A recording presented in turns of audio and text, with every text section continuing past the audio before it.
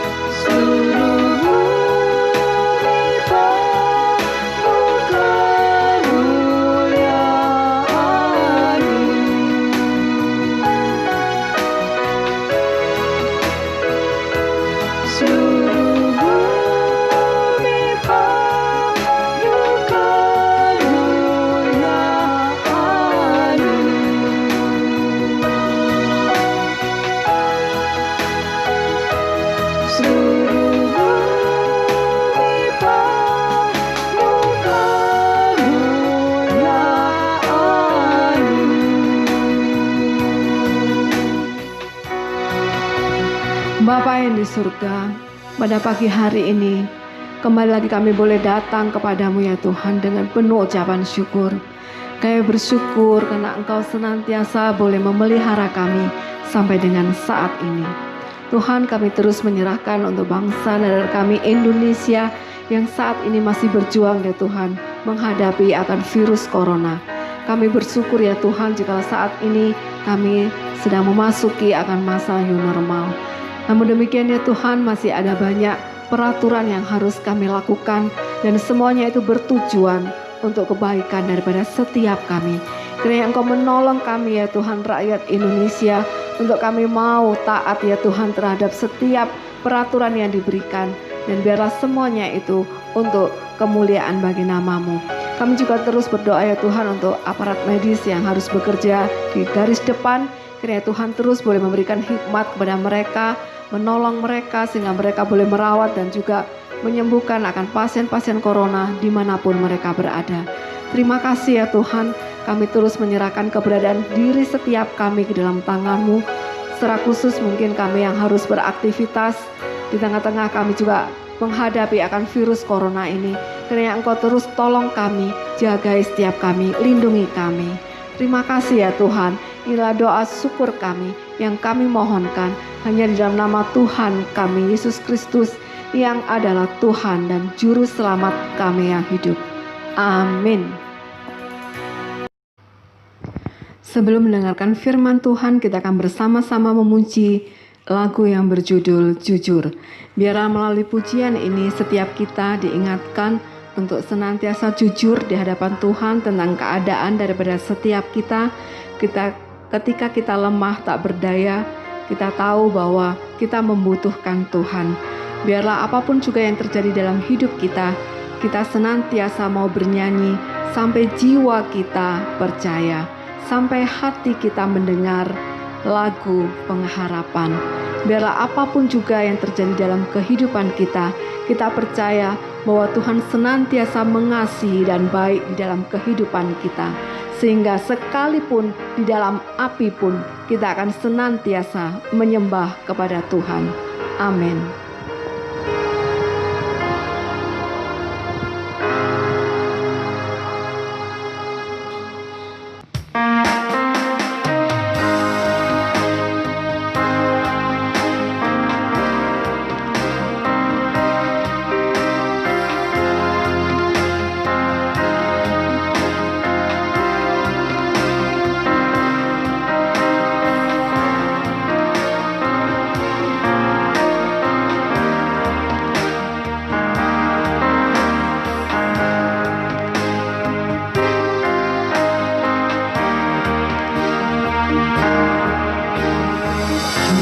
Jujur kadang ku tak sanggup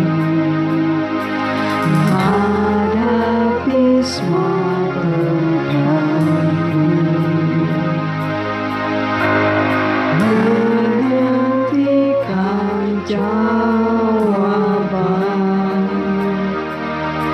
menolak untuk menyerah. Tuhan yang sanggup menolong dalam sesaku. Namun meskipun kau belum, Tuhan tetap menyembahmu.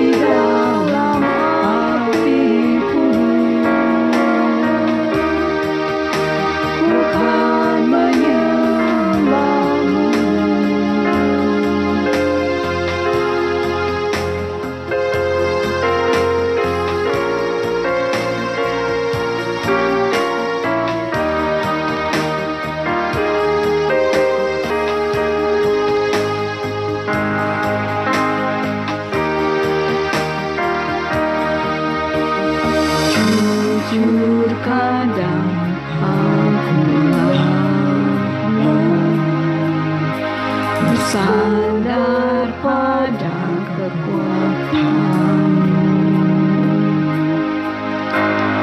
Dalam kelemahanku, sempurnalah kuasa-Mu.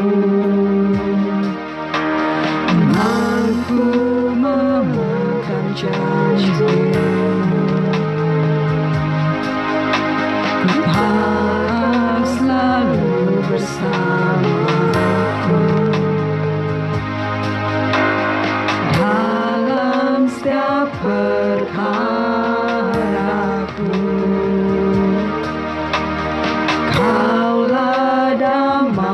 terangku.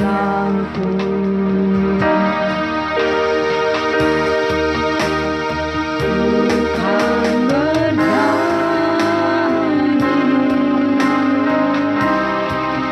sampai jiwaku percaya, sampai hatiku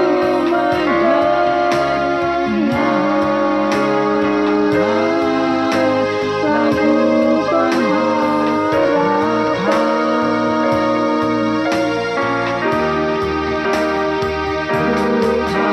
kau sanggup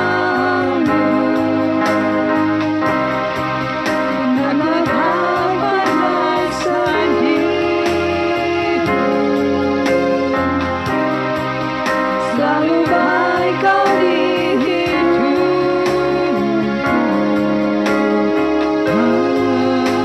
bahkan di dalam apiku,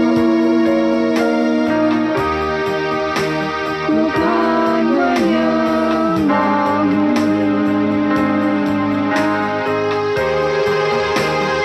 Ku kan bernyanyi sampai jiwaku percaya, sampai hatiku mendengar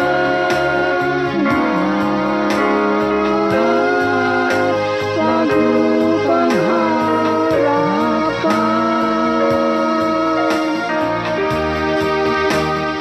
Ku tahu kau sanggup dan aku tak pernah sendiri, selalu baik kau di hidupku,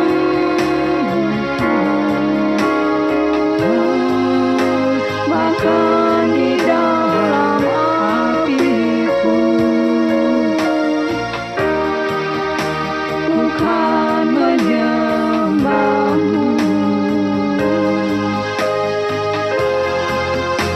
bahkan di dalam apiku,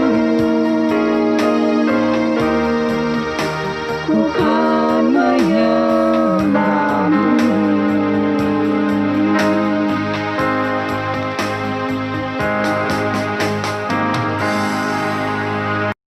Mari kita berdoa. Bapa di surga, kami mengucap syukur sekali lagi untuk kesempatan di mana kami boleh membaca merenungkan sebagian daripada firman-Mu. Kami mohon kiranya Roh Kudus memberikan pencerahan, baik hamba-Mu yang menyampaikan maupun setiap kami yang menerimanya, sehingga setiap firman-Mu sungguh-sungguh menjadi penolong bagi kami semuanya, supaya kami boleh hidup seturut dengan kehendak Tuhan. Terima kasih ya Bapa, kami serahkan waktu ini ke dalam tangan kuasa-Mu. Dalam nama Tuhan Yesus kami berdoa. Amin. Bapak, Ibu, dan saudara yang dikasihi oleh Tuhan, ketika seseorang menghadapi sebuah ancaman, menghadapi sebuah bahaya, ataupun sebuah teror, itu adalah suatu keadaan yang sangat menegangkan, dan orang seringkali berdoa jangan sampai hal itu terjadi di dalam kehidupan ini. Ya. Nah, yang saya maksudkan adalah datangnya sebuah ancaman, bahaya, teror, yang tanda petik bukan karena dosa atau kesalahan kita, ya. Nah, seringkali di dalam kehidupan ini manusia itu melakukan sebuah kesalahan, lalu dia harus berhadapan dengan sebuah ancaman, dengan sebuah teror, ya. Misalnya ada orang yang kredit, kemudian dia tidak bisa membayar berbulan-bulan, dan akhirnya datanglah penagih-penagih hutang, dan kemudian dia kejar-kejar. Nah, ini yang saya sebut sebagai sebuah kesalahan gitu ya, kalau sampai gak bisa membayar. Nah, yang saya maksudkan bukan itu ya, artinya kita ini menjalani kehidupan kita, namun di tengah perjalanan kehidupan tiba-tiba datanglah sebuah ancaman, sebuah bahaya, sebuah teror ya, yang di luar ekspektasi kita. Nah, bagaimana sikap kita menghadapi hal yang seperti ini? Kalau kita baca di dalam firman Tuhan, beribu-ribu tahun yang lalu ada sebuah kisah ya, di mana kisah ini adalah sebuah kisah nyata tentang sebuah kerajaan, yaitu kerajaan Yehuda dengan rajanya Raja Hizkia, menghadapi ancaman, bahaya, teror yang sama sekali mereka tidak ekspektasi sebelumnya, ya. Dimana ketika mereka sedang menghadapi sebuah keadaan yang darurat, yaitu kerajaan mereka itu diserang oleh kerajaan Asyur, ya. Yang saat itu kerajaan Asyur ini adalah sebuah kerajaan yang boleh dikatakan adidaya, ya. Saya akan bacakan Yesaya 36 ayat 1 dan yang kedua. Yesaya 36 ayat 1 dan yang kedua, demikian bunyi firman Tuhan. Maka dalam tahun ke-14 zaman Raja Hizkia, majulah Sanherib Raja Asyur menyerang segala kota berkubu negeri Yehuda, lalu merebutnya. Raja Asyur mengutus juru minuman agung dari Lakis ke Yerusalem.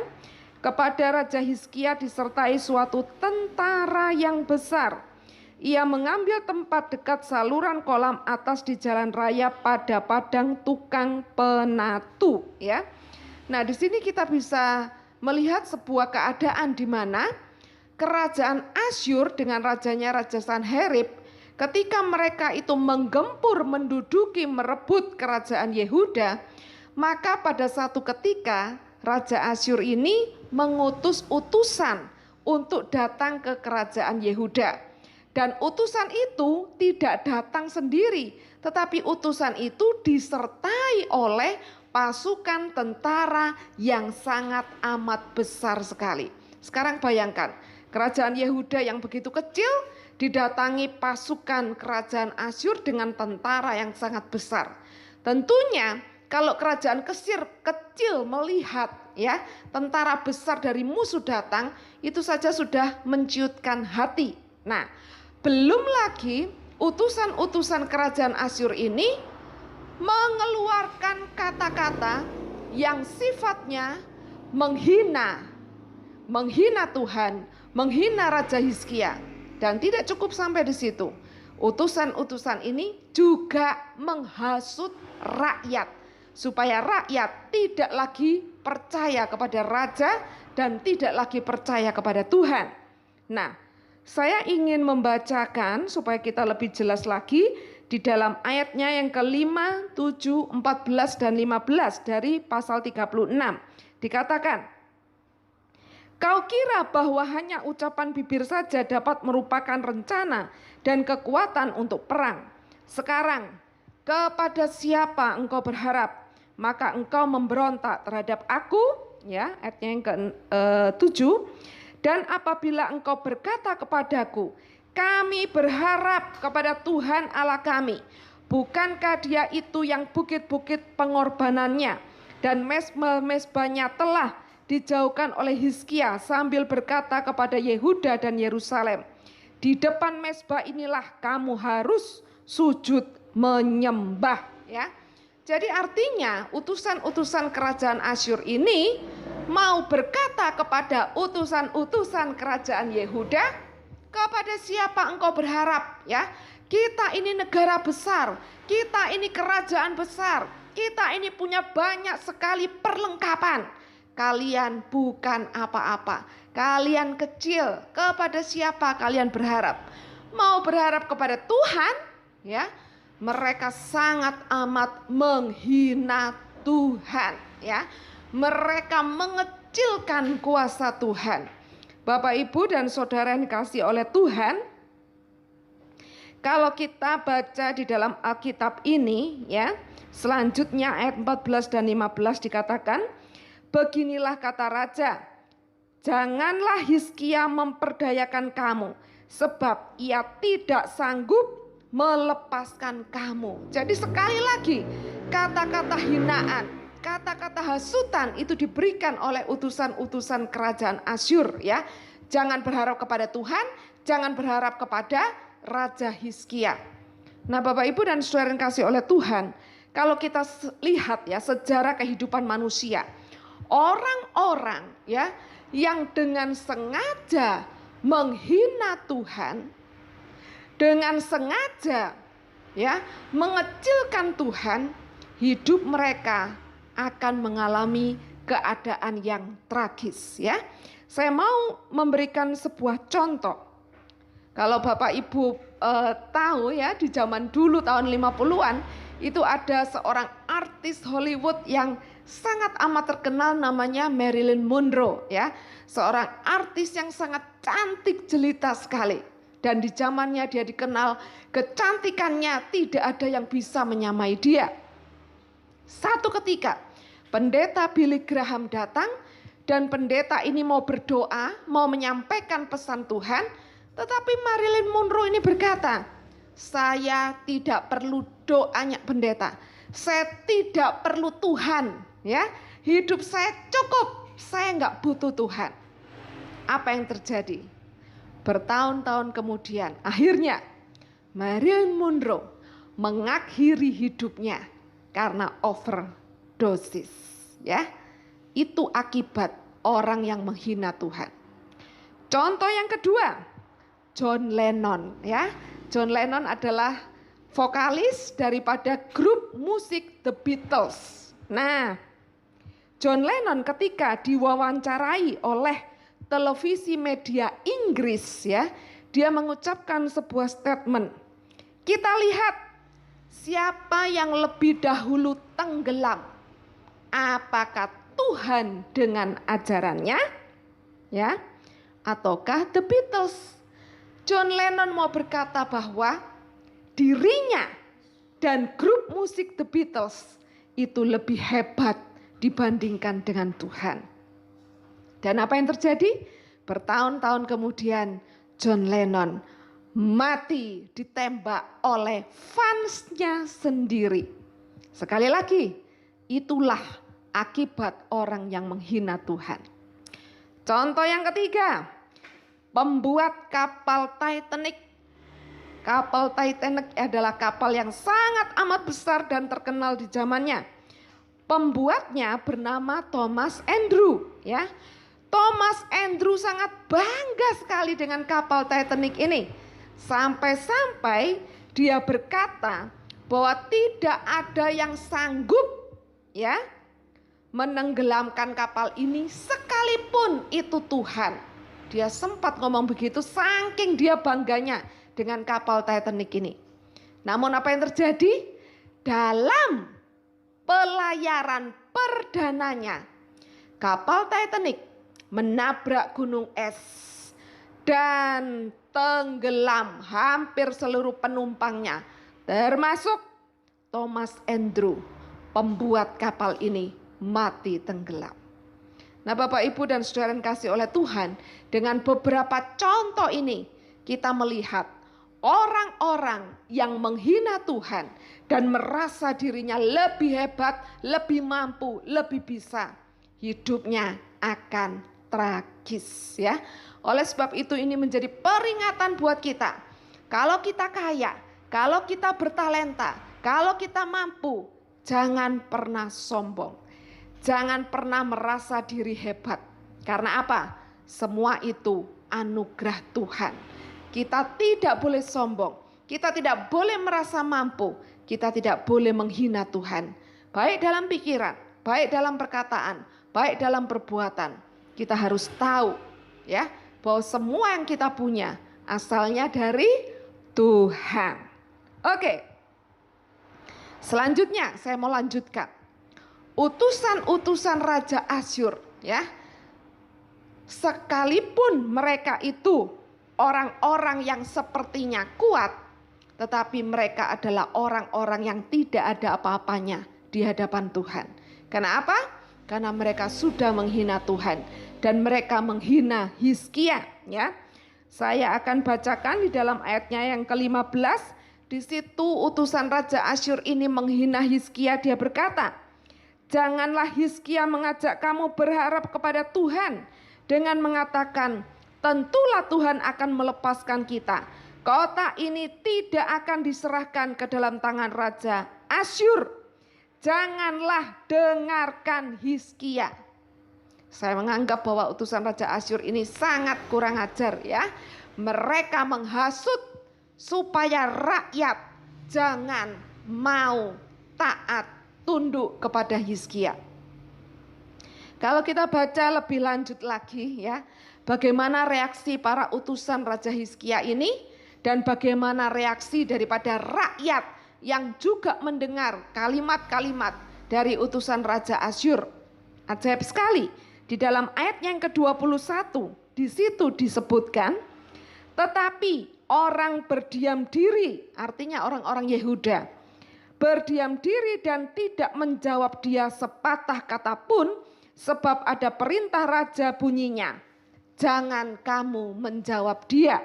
Ayat 22. Kemudian pergilah Eliakim bin Hilkia kepala istana, dan Sebna panitera negara, dan Yoab bin Asaf bendara negara menghadap Hizkia dengan pakaian yang dikoyakkan, lalu memberitahukan kepada raja perkataan juru minuman agung. Ya, rakyat tidak ada satupun yang menjawab, mereka berdiam diri.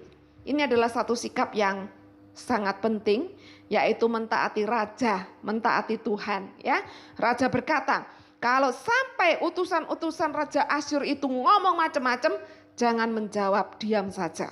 Dan mereka melakukan itu, ya.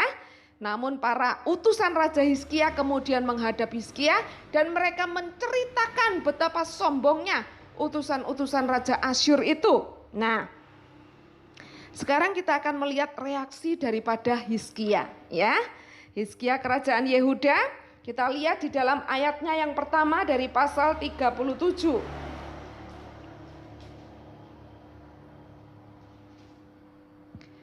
Di dalam pasalnya yang ke-37, ayatnya yang pertama, di situ kita lihat, segera sesudah Raja Hizkia mendengar itu, dikoyakkannyalah pakaiannya dan diselubunginyalah badannya dengan kain kabung, lalu masuklah ia ke rumah Tuhan.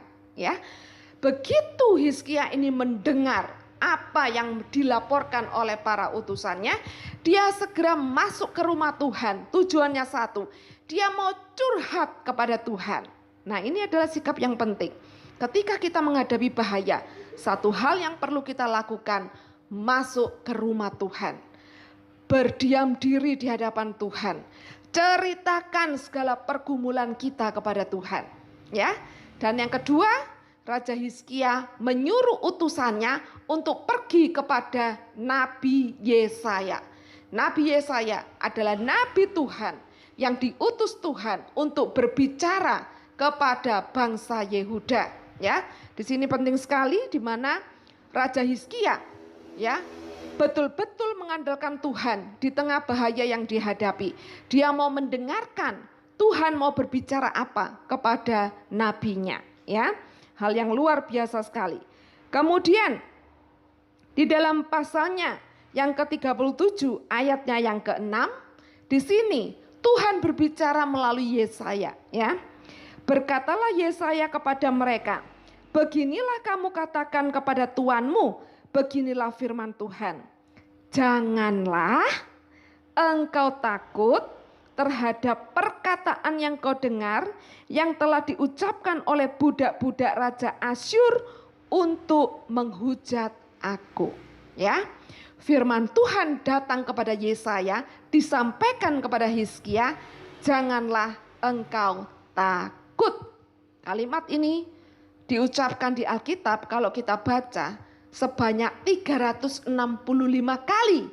Artinya setiap hari Tuhan berkata kepada kita, janganlah engkau takut. Hari ini, apa yang engkau takutkan di dalam hidup ini? Kalau Tuhan beserta dengan engkau, janganlah takut. Ya, karena Tuhan sendirilah yang akan menolong kita di tengah bahaya yang sedang kita hadapi. Ya. Lalu Yesaya 37 ayatnya yang ke-15, ya. Di situ dikatakan, Hizkia berdoa di hadapan Tuhan. Setelah dia mendengarkan firman janganlah takut, dia segera berdoa di hadapan Tuhan. Dia mencurahkan segenap, ya, pergumulan yang dihadapi dan bangsanya kepada Tuhan. Dia mohon Tuhan campur tangan di tengah bahaya yang sedang mereka hadapi. Dan ya, Janji Tuhan kepada Yesaya dikatakan di dalam ayatnya yang ke-35. Tuhan memberikan janji yang luar biasa. Aku akan memagari kota ini untuk menyelamatkannya oleh karena aku dan oleh karena Daud hambaku. Jawaban Tuhan langsung ya. Aku akan memagari kota ini. Artinya Tuhan menunjukkan perlindungannya, pertolongannya yang sempurna kepada bangsa Yehuda. Dan setelah Hizkia selesai berdoa, Tuhan turun tangan, Tuhan campur tangan. Dan apa yang terjadi? Kalau kita baca lagi di dalam Yesaya 37 ayatnya yang ke-36. Selesai Hizkia berdoa, perhatikan jawaban Tuhan. Keluarlah malaikat Tuhan lalu dibunuhnyalah 185.000 orang di dalam perkemahan Asyur. Keesokan harinya pagi-pagi tampaklah semuanya bangkai orang-orang mati belaka. Saya percaya 185.000 orang Asyur mati, termasuk utusan-utusan Raja Asyur yang telah menghina Tuhan, menghina Raja Hizkia. Mereka termasuk orang-orang yang mati oleh pedang malaikat Tuhan. Jangan pernah main-main dengan Tuhan. Kalau Tuhan sudah campur tangan, kalau Tuhan sudah turun tangan, tidak ada satu musuh pun yang sanggup berdiri. Mereka akan mati di tangan Tuhan yang luar biasa. Ya, tidak berhenti sampai di situ. Kalau kita baca di dalam ayat 37-38, ya. Sebab itu berangkatlah Sanherib Raja Asyur dan pulang, lalu tinggallah ia di Niniwe. Pada suatu kali ketika ia sujud menyembah di dalam kuil Nisrok Allahnya, maka Adramalek dan Saraser anak-anaknya membunuh dia dengan pedang. Dan mereka meloloskan diri ke tanah Ararat. Kemudian Esarhadon anaknya menjadi raja menggantikan dia. Bukan hanya ya pasukan Raja Asyur yang mati, tetapi Raja Asyur sendiri yaitu Sanherib mati dibunuh anaknya. Cocok sesuai dengan firman Tuhan sebelumnya. Di sini kita bisa melihat sebuah kenyataan. Ketika kita berdoa, ketika kita berserah, kita hanya menanti pertolongan Tuhan pasti datang tepat pada waktunya. Ya, ini adalah sebuah kisah nyata yang membuat kita kembali belajar ya, bahwa dalam hidup ini ketika keadaan sedang tidak kondusif, ada bahaya, ada teror, ada hal-hal yang akan menyerang iman kita. Ingat satu perkara, jangan pergi cari pertolongan yang lain. Nomor satu, datang ke rumah Tuhan. Datang berdoa di hadapan Tuhan. Nantikan pertolongan Tuhan. Tuhan akan turun tangan. Tuhan akan campur tangan. Orang-orang yang memusuhi Tuhan, mereka akan mati rebah. Dan Tuhan semesta alam akan menjaga dan melindungi kita semua. Bapak, Ibu, dan saudara yang kasih oleh Tuhan, sekali lagi di tengah-tengah kita sedang menghadapi pandemi virus corona ini, sekalipun kita tidak tahu apa yang terjadi di depan kita, tetapi kita tetap harus percaya bahwa Tuhan beserta dengan kita. Mari kita tetap mengikuti anjuran pemerintah untuk hidup di tengah-tengah suasana new normal ini dengan menerapkan protokol kesehatan, dan jangan lupa serahkan hidupmu kepada Tuhan. Jangan pernah menghina Tuhan. Ketika engkau mendahulukan Tuhan, ketika engkau hidup di dalam takut akan Tuhan, ya, maka pertolongan Tuhan selalu ada tepat pada waktunya. Tuhan memberkati kita semuanya. Mari kita berdoa. Bapa, di dalam nama Yesus Kristus Tuhan, kami bersyukur untuk firman-Mu yang kembali mengingatkan kami bahwa Tuhan itu hidup, Tuhan itu ada, Tuhan itu memagari kehidupan setiap kami. Oleh sebab itu Bapa, kami bawa hidup kami kepadamu. Ampunilah kalau kadang-kadang ada kesombongan dalam pikiran kami, dalam perkataan kami, dalam perbuatan kami. Tuhan, pimpin kami supaya kami menjadi orang-orang yang hanya mengandalkan Tuhan, percaya kepada Tuhan, dan setia menantikan pertolongan Tuhan. Terima kasih Bapak, Kau berkati setiap Bapak Ibu Saudara yang menyaksikan tayangan pada hari ini, dan apapun yang menjadi masalah mereka, biarlah mereka percaya Tuhan menolong tepat pada waktunya. Terima kasih Bapak, inilah doa kami, di dalam nama Tuhan kami Yesus Kristus. Kami berserah dan kami berdoa. Amin. Shalom, selamat hari Minggu. Shalom sejahtera buat kita semua. Pada pagi hari ini, saya Veronica Iten dan teman saya Saka. Di sini kami akan membawa sebuah pujian yang berjudul Doa Mengubah Segala Sesuatu.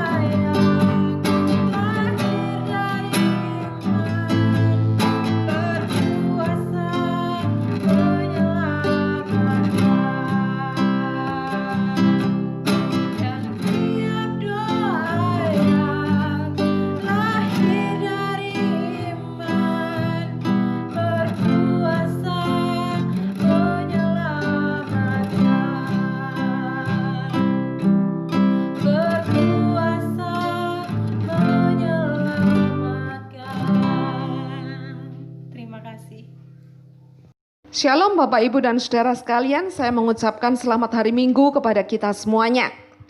Di tengah-tengah suasana yang new normal saat sekarang ini, Memang ada gereja-gereja yang juga telah membuka tempat ibadahnya.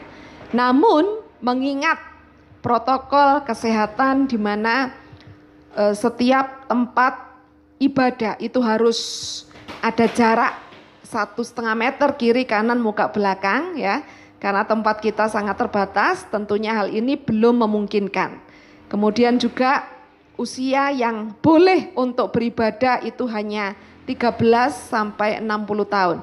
Di atas 60 tahun dianjurkan untuk di rumah saja. Nah, oleh sebab itu mengingat hal-hal yang demikian, maka kita tetap menyelenggarakan ibadah online ya. Sampai pada batas yang saya juga belum tahu, tetapi nanti apabila sudah memungkinkan, pastinya kita akan ibadah secara onsite ya.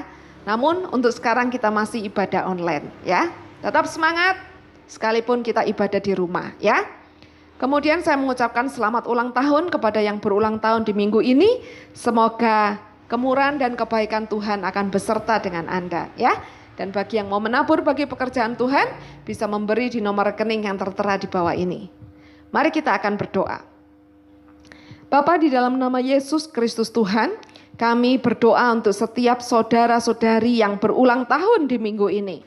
Hamba berdoa supaya kasih kemurahan berkat Tuhan akan menyertai kehidupan Bapak, Ibu, dan saudara semuanya. Dan apapun yang mereka butuhkan, kami percaya Tuhan menjawab menurut kekayaan kemurahan Tuhan yang besar. Dan bagi Bapak, Ibu, Saudara yang memberi bagi pekerjaan Tuhan, mereka tidak akan kekurangan, tetapi kemurahan Tuhan akan beserta dengan mereka. Terima kasih Tuhan, kami serahkan kehidupan kami, pekerjaan kami, sekolah kami, dan segala apapun yang ada pada hidup kami serahkan kepadamu. Kami percaya Tuhan gembala kami tidak akan pernah kekurangan. Inilah seruan doa sembahyang kami, di dalam nama Tuhan kami Yesus Kristus. Kami bersyukur dan kami berdoa. Amin. Untuk mengakhiri ibadah kita pada pagi hari ini, mari bersama-sama kita akan memuji Tuhan. Denganmu Tuhan.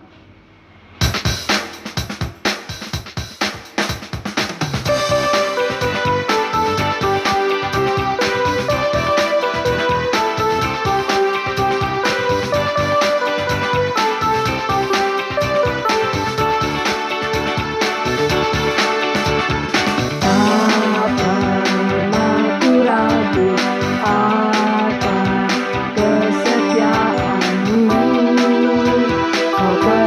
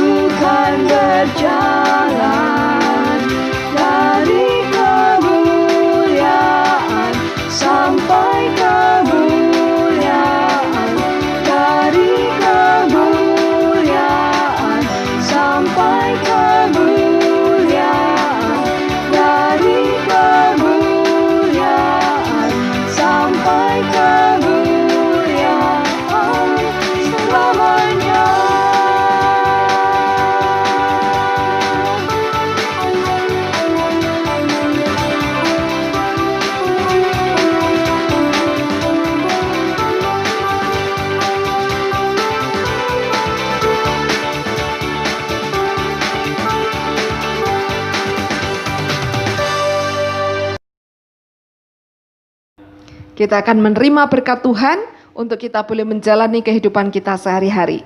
Mari buka hati, buka tangan, dan terimalah berkat Tuhan. Kasih karunia yang datang dari Allah Bapa kita, kekuatan yang selalu baru dari Tuhan kita Yesus Kristus dalam kuat kuasa Roh Kudus akan menyertai, memagari, melindungi, dan memberkati hidup kita dari saat ini sampai selama-lamanya. Tuhan Yesus datang yang kedua kalinya. Yang percaya katakan amin. Tuhan Yesus memberkati kita dan sampai jumpa di ibadah online minggu depan.